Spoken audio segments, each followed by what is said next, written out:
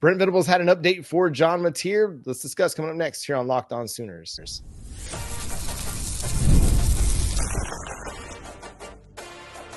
You are Locked On Sooners, your daily podcast on the Oklahoma Sooners. Part of the Locked On Podcast Network, your team every day.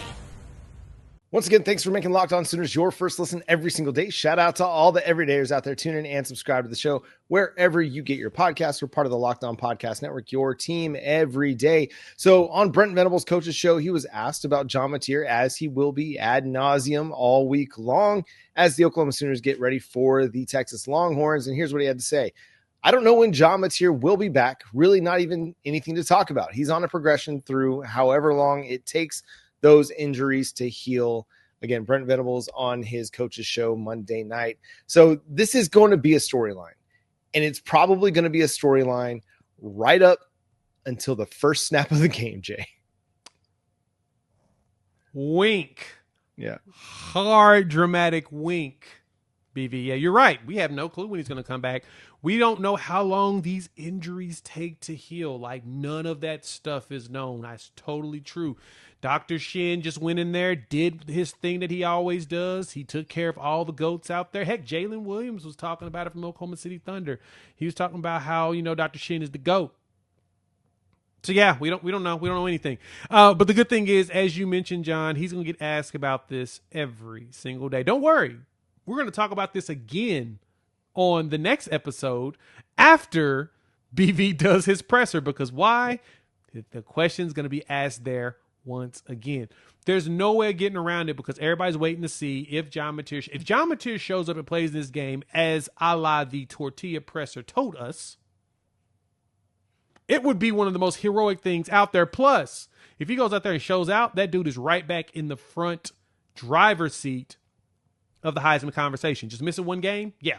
He's definitely back in there, and as long as he stays healthy for the rest of the season and continues to put those numbers up that we've seen him do this season, John, there's zero reason to even think that he's not going to be in that conversation. If he can lead this team like he's been doing, come on, guys. Let's not play around. Let's not pretend like this will be a surprise.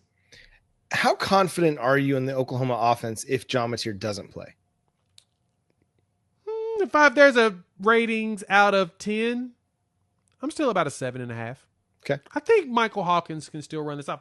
The difference with Michael Hawkins last year and this year is Michael Hawkins has a substantial amount of healthy people around him. Mm-hmm. The pass blocking is actually better. And for him, the thing is going to be is to not have happy feet or quote unquote PTSD from what happened last year. Just got to be calm. Understand that stay in the pocket, step up, throw the ball, that the tackles are going to rotate everybody around them, and you just step in those pockets and you just launch it and anticipate where the receiver is going to be, and you go for it. The good thing is he's got some really good wide receivers, some fast guys. He's got some good possession guys. I mean, Giovanni Gibson gave you with his first catch.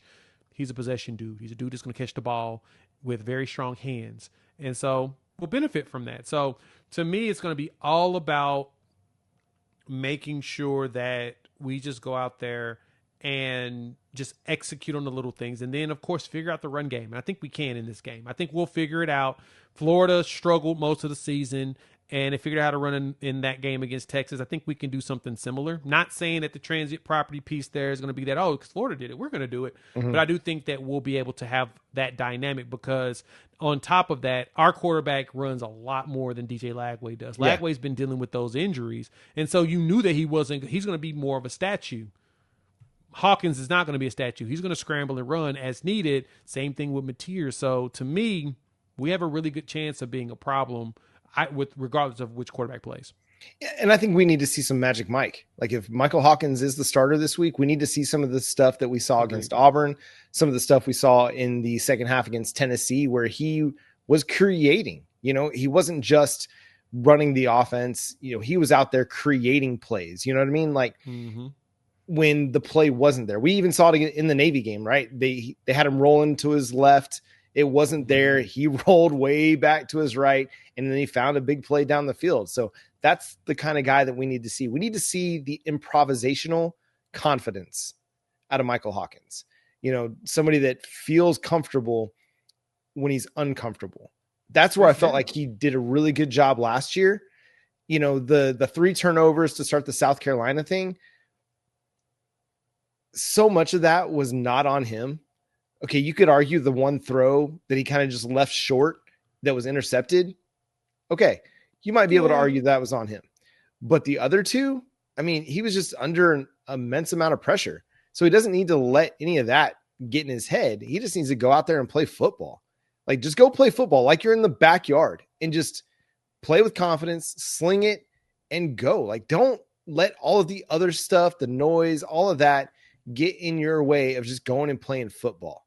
Yeah, that's going to be the tough part is it's blocking out everything. Because the big thing about playing at Red River is that depending on what side of the field you're on, you're going to either be in hell or you're going to be in heaven. It's one of the two, because one side is so loud. I mean, being there, even as a fan, it's crazy how intense it gets whenever when you sit on the Oklahoma side, you're being smart. I'm not going to sit on the Texas side. I wouldn't do that to myself, but it is. It's like you hear, there was a video that was posted by a Texas fan, and I thought it was fascinating. It was a video from them going in the tunnel that actually the Texas players had.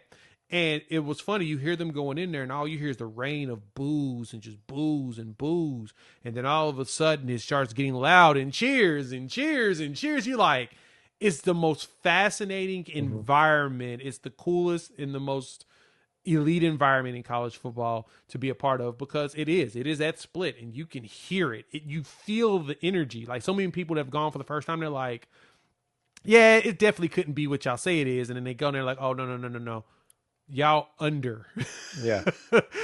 you underserved this one. This is way more intense than expected. And so, yeah, for Michael, it's going to be just turning things out and focusing on the task at hand in front of him, which I think he can. I think he's matured after a year of being, beat up and battle tested. I think he can get us there. So I'm not concerned about if Hawkins is the quarterback. Of course, I would prefer Mateer, just because this offense, he's the one that knows the offense. And it's not saying Michael doesn't know it. It's more of a Mateer's been in for 3 years, which is completely different than what the other quarterback is doing right now. Yeah. I mean, he's very comfortable. Hawkins is 9 months into it, 10 months into it now, learning this offense. Everybody else has to step up around him. You've got to get, like what Isaiah Satania did for Michael Hawkins last week. You need more of that from everybody else on the offense. You need the whole group to rally around Michael Hawkins Jr. if he's going to be the starter, or rally around John Mateer. You've got to get a great effort out of the entire offensive side of the ball against what's going to be a good Texas defense. Yep. They've got to play well. They can't go into this expecting the quarterback to bail them out. The offensive line's got to step up. This is the game right here. If the offensive line is ever going to turn it around and they're going to show that, hey, we're an Oklahoma Sooners offensive line, this is going to be the game. They've got to take it personally, and they've got to go blow some guys off the ball and go be physical and go try to bully Texas. Easier said than done, I'm sure, but you've got to help your quarterback out. You got to help your run game out. You got to be a difference maker in this game. Steve Sarkisian had some thoughts on the quarterback situation for the Oklahoma Sooners. We'll discuss that coming up next here on Locked On Sooners.